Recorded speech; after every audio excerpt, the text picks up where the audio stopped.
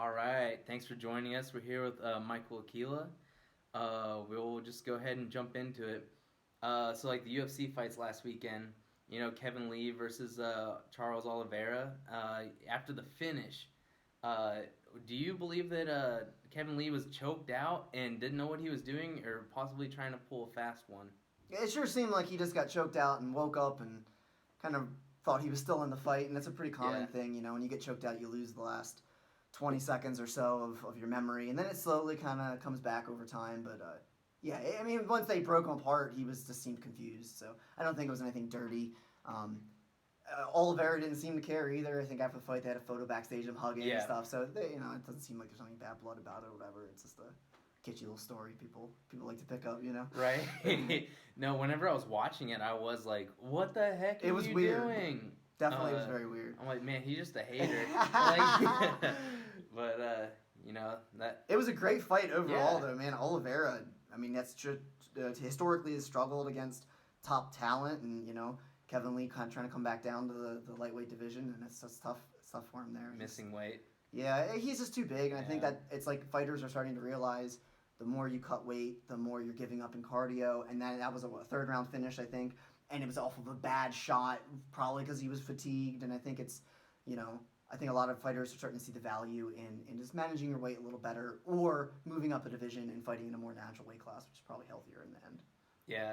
Yeah, and maybe some of his struggles at 170 were due to immaturity, being as he's still pretty young. Yeah, he's only been at the high level of the sport for 3 years maybe. You look at other guys in that division, especially the lightweight division. Khabib's been at the high level for 7-8 years. Dustin Poirier's been there for a decade plus. There's a lot of killers at the top of that division. It's definitely either way.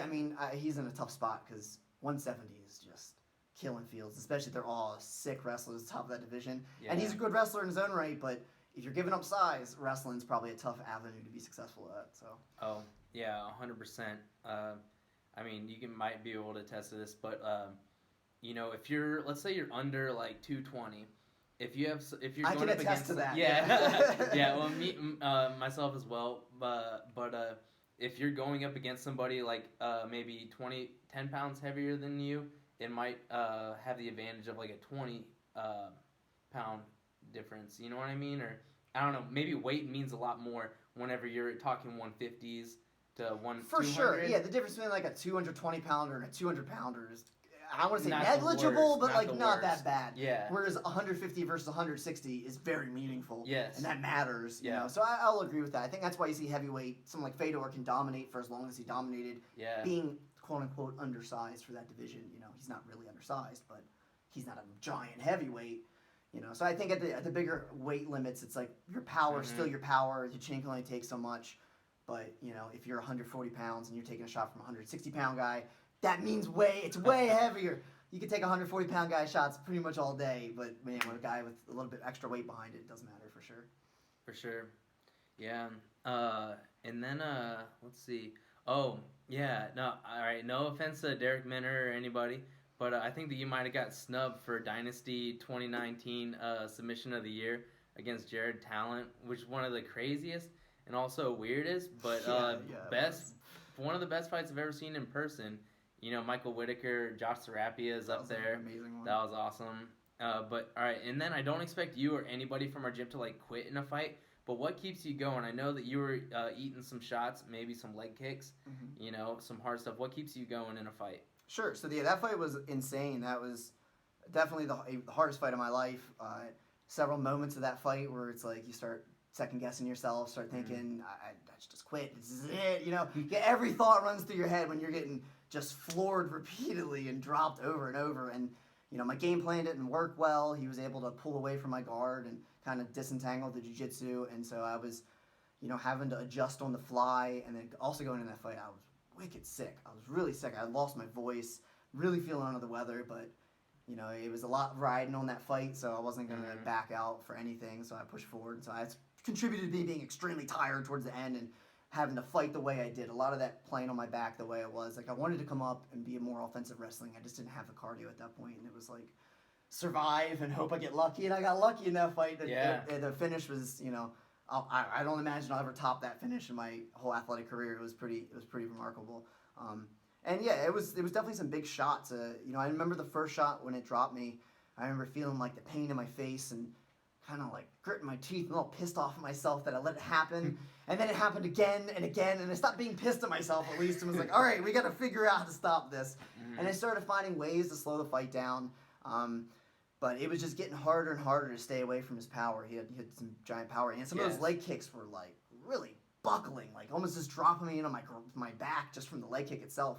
And it's something I think every fighter generally thinks of ourselves as tough and assumes we have a lot of heart, but you never ever know how tough and how much heart you really have until you're truly tested. And lucky for me, I found out I got lots of heart and my toughness is unlimited. I can just keep going. I remember towards the end when I caught the triangle, he was hammer fisting on top. I remember looking up and it was like in and out. Every time he hammer fisted me, I'd lose half a second and I'd come back and realize, oh my God, this is what it's like to get knocked out, and it's like happening. But I didn't think, oh God, just cover up and let it happen. Like it's like you just keep fighting. And I think that's the spirit Jiu-Jitsu really can teach. With my background, it's like you get put in bad spots all the time in training. Someone's got your back in a choke and you're nearly dead. You just keep going until you just can't go anymore. And I think the advantage with strikes is there's a lot of decision making that goes in. You can decide, I'm too injured, I can't take any more punishment. You can roll over, cover up, and let the finish happen. Or you can decide, damn my health, and I'm just going to keep fighting my heart out. And that's just definitely something I made a personal decision within myself that every fight I'm going to try my hardest and do everything I can. I view it like it's 15 minutes out of how many, millions of minutes you get in your life. Yeah. I'm not going to sweat it that much. And I've, perfect example of that fight, I had some long-lasting injuries. I took a shot to the nose. I got a deviated septum that I'll deal with forever, I guess, until I get surgery or something for that. It definitely changed the way I think as a fighter, and it's but there are important learning lessons I think as a martial artist to go through those kind of intense fights and learn what your limits are and learn how to surpass those limits. I remember in the third round, I was just completely gassed, thinking I'm so tired. I'm just going to give up. I'm just going to give up my title in the middle of the round and just be done because I'm so tired I can't do it. And then it's like you shake that thought out and you just screw it. I'm just going to do it anyway. And I think that's that mentality that kept me coming back, that I just don't care. I'm there to fight. I'm there to take my opportunities when they come. As it's like we don't get a lot of opportunities in the sport. You only fight so often, and of course, current situations, you maybe don't fight for a long time, Right. It's crazy stuff happening. So I like to always embrace those moments and truly live inside of them and whatever happens and deal with it after and just stay in it while you can. Yeah. No, I mean, it sounds like, what kind of helped you is obviously your heart, but also experience. This is what you do, day in, day out. And sure, and it's experience in the training room as well, which I think is huge. Having a coach like we've had with Nick Honstein, who's got so much experience and so much knowledge, and he can turn it up in training and really still put it on me and bring it off when he needs to bring it off. It's like that's really allowed me to feel safe exploring some of those more dangerous spots where in the gym, a lot of times I might be training, I might dive to my back for a leg lock, and people just run away in training. And it's like, in a fight, run away, absolutely. Get away from those leg locks. But in training, you should be walking into a bit of that and fighting through it. And that's something that Honstein does really well and that I really try to emulate as well. It's like, don't be afraid of bad positions in training. Go at them, and, that's your safe time to try them. Right. Yeah, no, that's great. And so, I know, you coach the adult classes and also the kids classes. And, so I know a lot of great martial artists and fighters, they credit training from when they were younger, and whenever they talk about discipline, respect, facing adversity, good health habits. And I was wondering if you think about this and how do you try and make things fun for the young people, but also discipline. Yeah, it's tough. Install some discipline. It's hard, man. It's hard finding that balance because you can't push kids too hard, then they get pushed away. Mm-hmm. But you can't let them off the hook and let them get away with things. So it's definitely difficult finding that balance. I'm probably one of the more stricter, if you want to call it that, instructors. And when it comes to the kids, I like to kind of get on them a little bit, and put them on task. Like, what are you doing? This is lazy. Get it better, But it's but I try to also keep it light and ultimately, and this goes for kids and it goes for adults. if you're doing any kind of martial art, no matter what it is, or any kind of combat training, and it's not fun, you shouldn't be doing it. It needs to be fun. We're all giving up our time for what, right? Like, ultimately. So we can enjoy yourselves. If you're not enjoying yourself doing something, it's probably not that worth doing unless you're getting paid to do it, right? That's why we get paid to do jobs we don't really want to do. That's what makes it worthwhile. So, if you're doing something on your time, it better be something you enjoy. So I do view it like for the kids, it's not really their time. It's their parents forcing it on them a lot of times, Yeah. So that has to happen for kids, otherwise they'll just stay at home, play video games all day. So I think it's an important thing to like reinforce a little bit for the parents, that aspect of discipline that they want their children to get, but also manage and balance that with the kids still having a fun time and enjoying themselves. And a part of that with me is that, like, I'll take them to, put them on task and like make sure they're doing what they're supposed to do, but don't be an a-hole about it. And kind of like, I'm a big fan of treating kids like you treat anyone else. Just give them respect. Be honest with them. Don't treat them like a kid, and you'll find that they'll respond a lot better, in my experience. And also, like, that's what the parents want, too.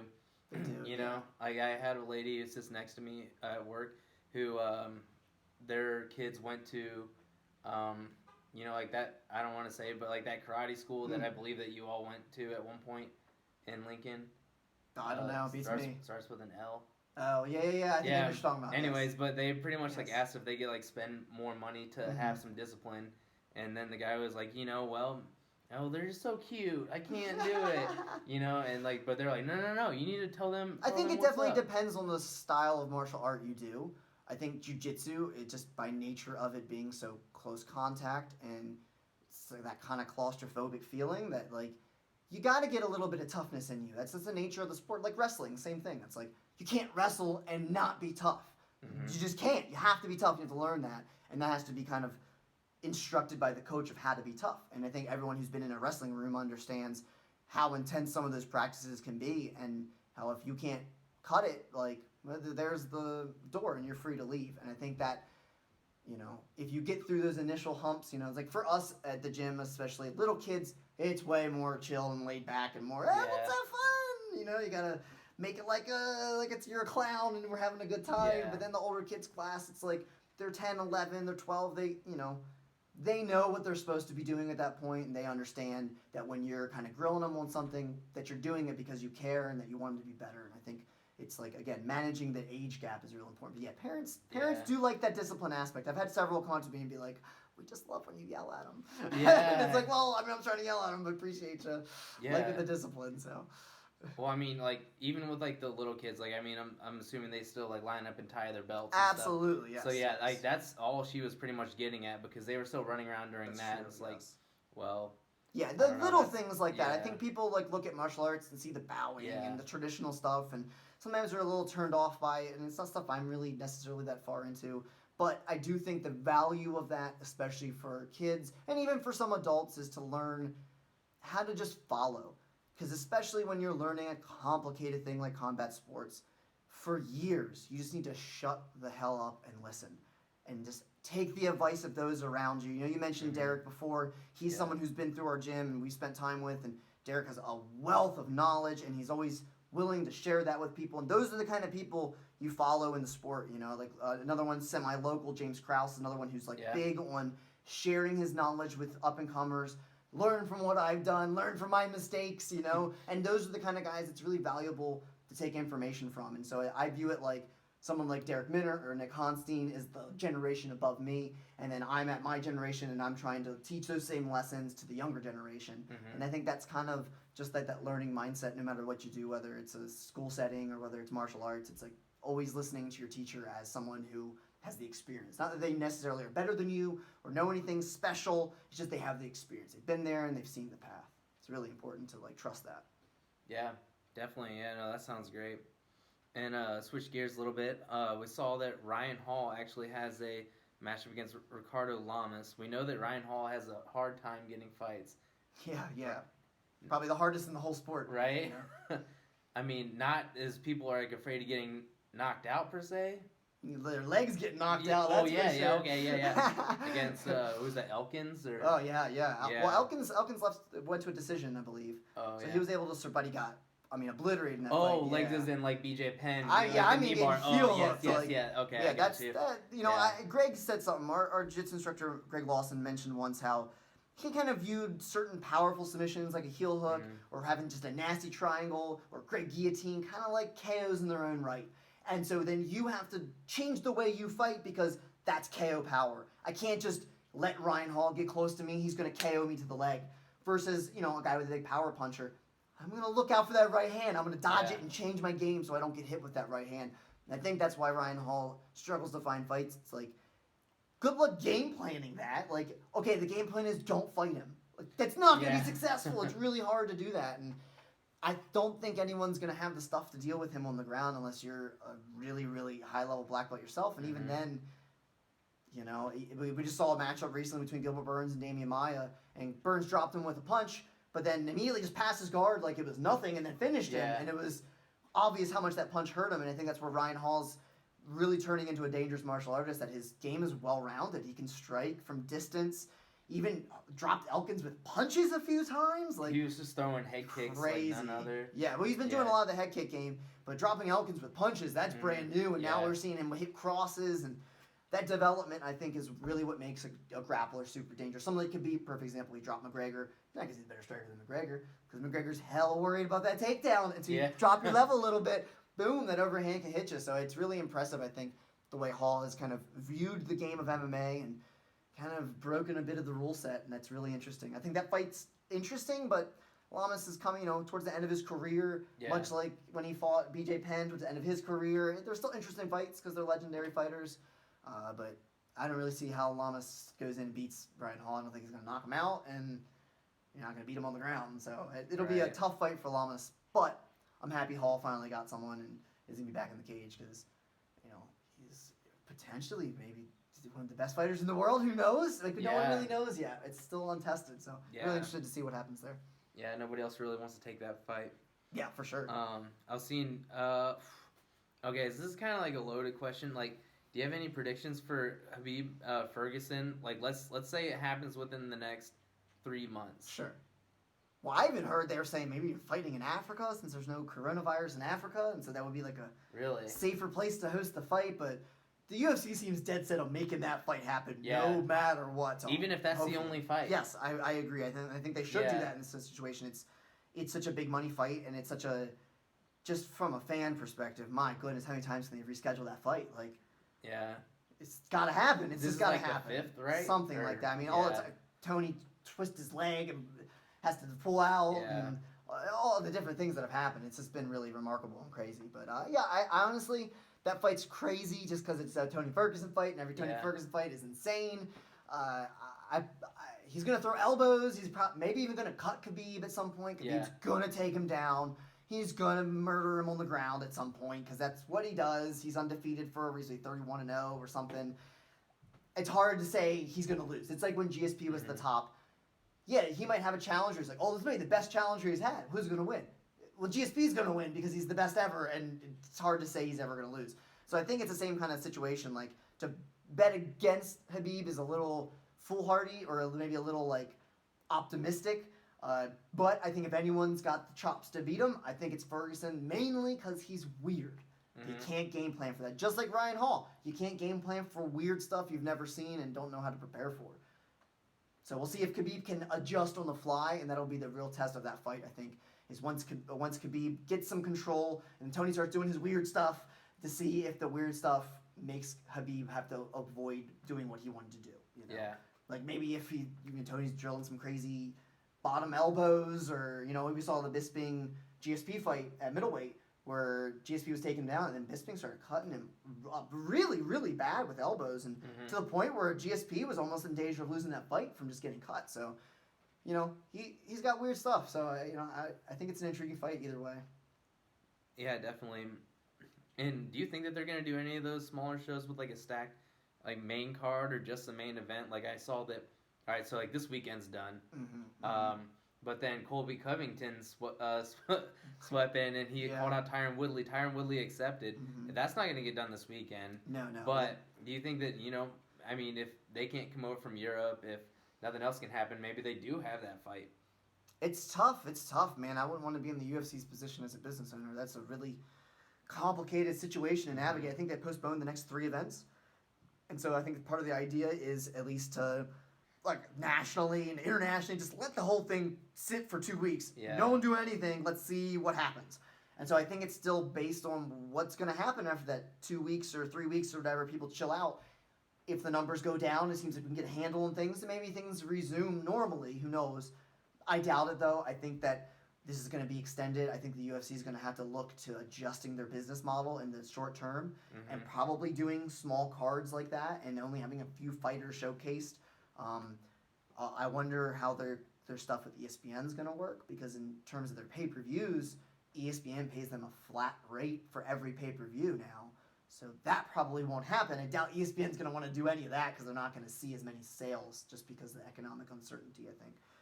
So I would imagine the UFC is probably going to just, in the end, close it up and just say we're postponed until we can get, and maybe have that one big fight or something in the middle and hope that there's been no fights. One fight will be this golden shining beacon on a hill that everyone's going to want to watch, you know? Yeah. You know, but I heard they had really dismal ratings for this the UFC Brasilia card. Man, I wish they didn't, because they shouldn't have. That was the only thing on. It confused me, though. They were like starting at 5 p.m. and then it started at 3 p.m. And so by the time I tuned in to watch the main card, it was already over. And I'm like, it's over.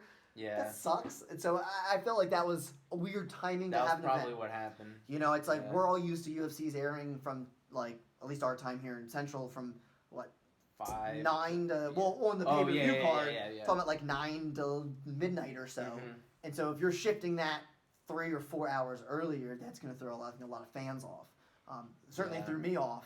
And, you know, I don't know how they're going to continue. It's a weird one, man. It's weird for everybody right now. You know, it's no one kind of knows what to do and how to keep making money in these times. And I think we all, whether you're a big international conglomerate or whether you're an individual like us, it's like you still gotta make money, you still gotta live your life, and that seems to be really challenging right now. So good luck to the UFC. Right. It can be tough times. I honestly, I feel for the smaller promotions. I know, like, locally, Dynasty Combat Sports just announced that they to cancel their April 11th event, and MCF also to cancel their event, as the Nebraska State Athletic Commission is canceling basically all events right now, which is the smart decision, you know, based on what available science is telling us and the way this spreads. So it just seems like it just doesn't seem any real feasible way to put on a show. It's like, especially when they're saying no more than 10 people. You can't put on a show with less than 10 people. Yeah. Like, you need bodies to put things together and to discuss show events and how to run them. And this is not going to work, you know? So just the cameramen and the, like, doctors. So that's it. That's all we can have. That and the fighters, like, it gets weird. And so I don't think they're going to keep doing anything. Well, I mean, okay, so, like, this is all definitely speculation. I know, like, the president said about, like, 10 people. And then, but I think, like, the real thing is, like, 50 people. It depends on your location. I think it's like, I think legally, I think the 10 isn't binding. I think that was like a suggestion. Like, we're asking that you do that. So I think there's a secondary issue for businesses dealing with the PR behind staying open and not taking that advice of 10. Even though it isn't legally binding, it still, like, opens you up to liability. It's like, well, why didn't you heed it?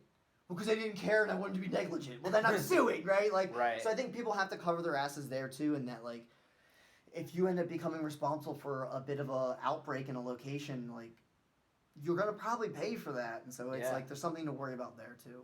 What about them doing like Colby, Covington, Tyron Woodley, and then Khabib, Tony? You know, like, at those small, like, just that be the main event. And do you, like, ESPN maybe might put it on because that's the only sport that people can watch? Yeah, no, if they can make, like, money, they're going to put it on, for sure. Yeah. That's all they care about. Yeah, so, I mean, that would be a steep pay-per-view to buy. Well, I think they're saying that, from what I've read, that ESPN pays the UFC, like, an equivalent of if they sold 500,000 pay-per-views. So no matter if the UFC sells 1 million or 10, they get a payout of 500,000 from ESPN. So then ESPN isn't going to do it unless they're going to get more than 500,000 buys. That's the thing I think is going to be a challenge with the current economic climate, because who's going to want to drop $70 or $80 on an entertainment thing in the midst of all this? I think that's where, you know, and then people having to rearrange their lives and buy gym equipment for home and things like that, where it's like your costs are going elsewhere. you know, and it's definitely going to be a troubling time monetarily for all fight organizations, you know, whether the UFC or Dynasty Combat Sports, MCF. It's going to be tough because they're not going to make money for a while. Yeah, that'd be nice if they could bring down the price of the pay-per-view a little bit, because sure, it's a I good think idea. that, let's say if it was like, all right, 40 for like one fight, like, oh man, that's still really, that really stinks. Still a lot of money, but, yeah.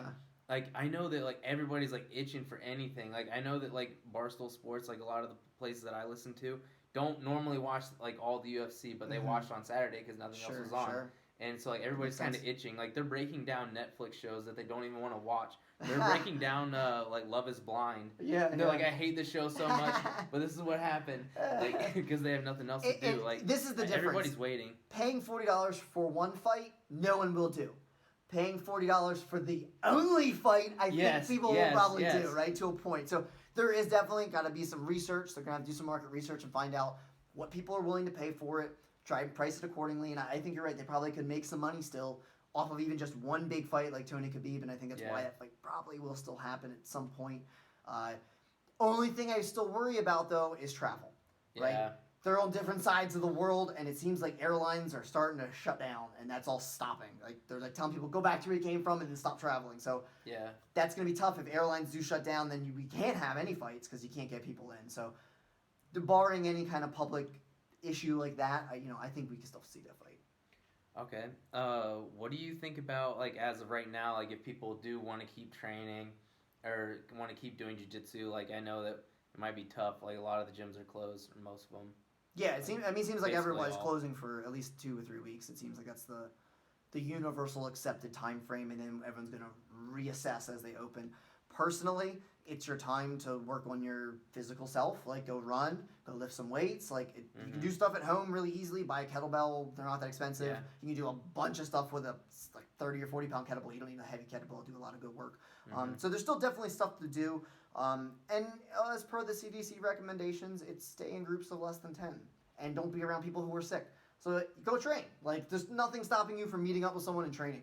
You just lose access to the gyms. It's like the gyms kind of became like a potential epicenter. So if you can remove the epicenters and people, it's hard to say because, then they're also recommending not really having much contact with people.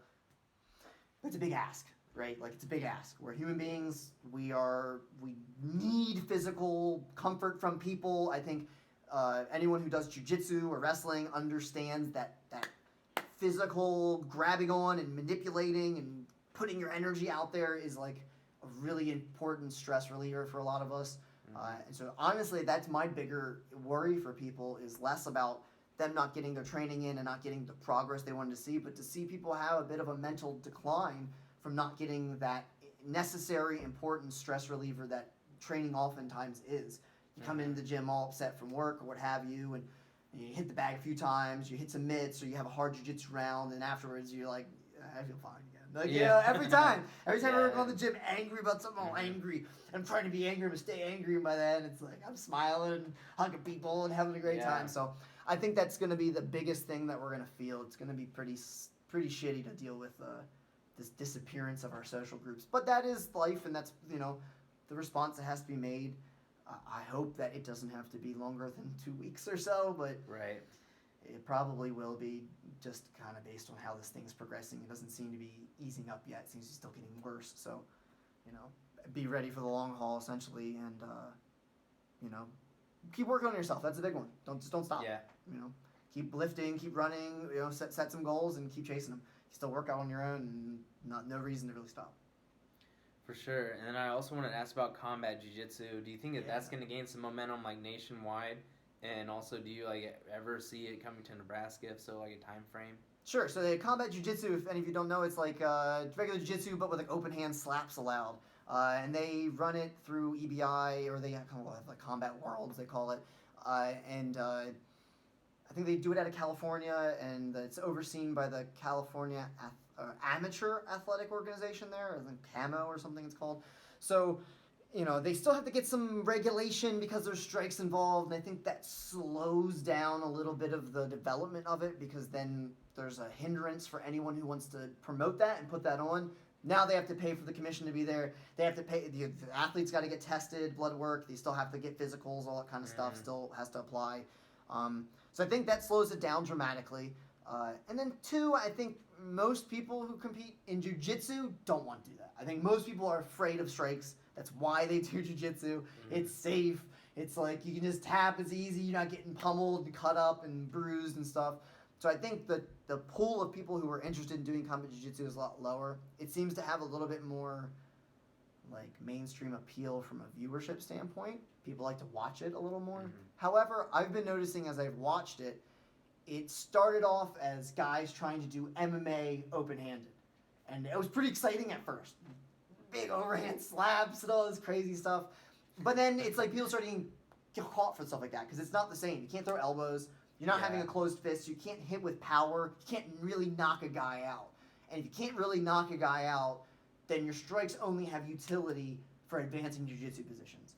And so I think guys have kind of slowed down on the strikes and backed off and are looking more just do regular jiu-jitsu, use a strike when it's open to move or something or to get his hand up. And I think that was the original goal of it. But it just looks like regular jiu-jitsu in my opinion now. Like I watched that last one and they were just all leg locking each other like always. And like I'm a leg locker myself, but man, it's fucking boring just watching leg locks just back and forth the whole time. It's just boring. And it's like I think that was part of the idea of combat jiu-jitsu is going to make you pay if you dive on a leg. It's just not enough. Open hand's not enough. You know, it's like if you could do a closed-fisted bare knuckle punch, then it's enough. One of those you're not going to want to invert. You're not going to come under my legs. But as long as those are illegal, I think we're going to see kind of this watering down of what it was intended. It's never going to be open hand MMA, but it's not really going to be jiu-jitsu. It's going to be this weird in-betweener thing. I hope they can keep fine-tuning the rules and twerking them the way that we need to and finding like a good way to keep it going because it is exciting and I think it can have a lot of fun elements. I think another big thing from a viewership standpoint is the big guys don't seem to want to do it. Like the big names in jiu-jitsu, nothing. They don't want anything to do with it. They've gotten some MMA names like Chad George, of course Nick Honstein, who've been able to do it. I think also Wagner Hoch has done it. So there's been definitely guys out there who are exciting at doing it. Wagner probably is one of the most exciting in the format.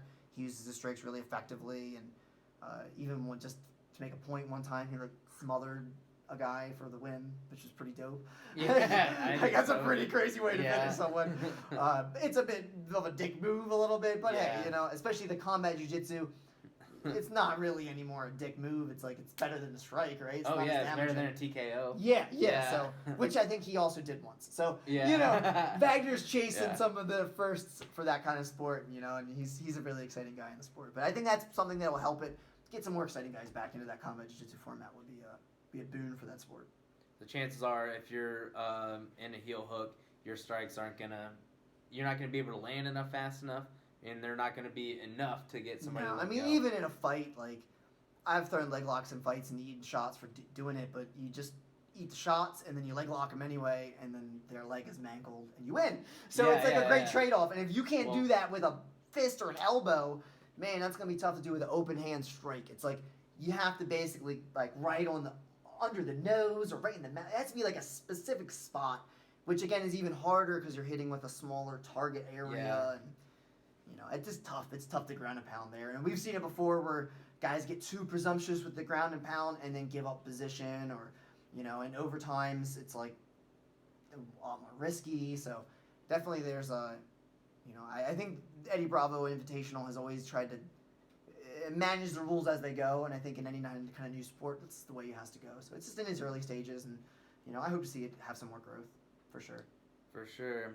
And so I know like everything's going like kind of crazy right now, but if everything were to go to plan, when would you like to have another bout, or do you have anything new coming up? Yeah, so I mean, my last fight was just horrible. It was, you know, I got knocked out in like a single punch in the very beginning of the fight. I didn't see, and, you know, it happens to a lot of fighters. That first punch of a fight is just hella dangerous. You know, you're not adrenalized yet. Your body's not used to taking the impacts.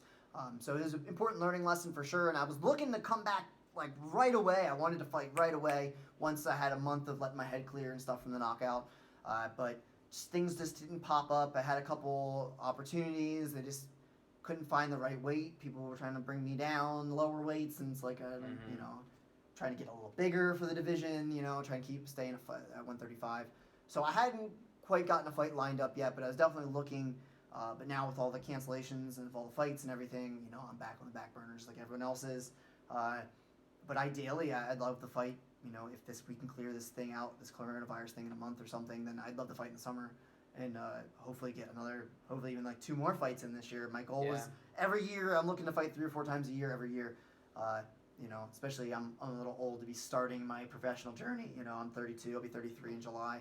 So it's like I got 3 or 4 years to like manifest something, and before age will start really catching up to me. I feel like so, it's get my fights in now when I have the opportunity. But obviously now doesn't seem to be the right time for anybody. So, you know. Well, and especially as a pro as well, like it's harder to get fights. I was talking to Ryan Leininger, and his last fight was the same night as my last fight. And he's had 4 fights like booked since then. Well, yeah, it's another one then. Now. Oh my God. Yeah, now the next one for next month. Yeah. Yeah, that's the fight game, and especially at the pro level, it's like, it's not like as an amateur, everyone just wants the opportunity. You just want to fight, and then when you're a pro, it's like you do want the opportunity, but you gotta be careful.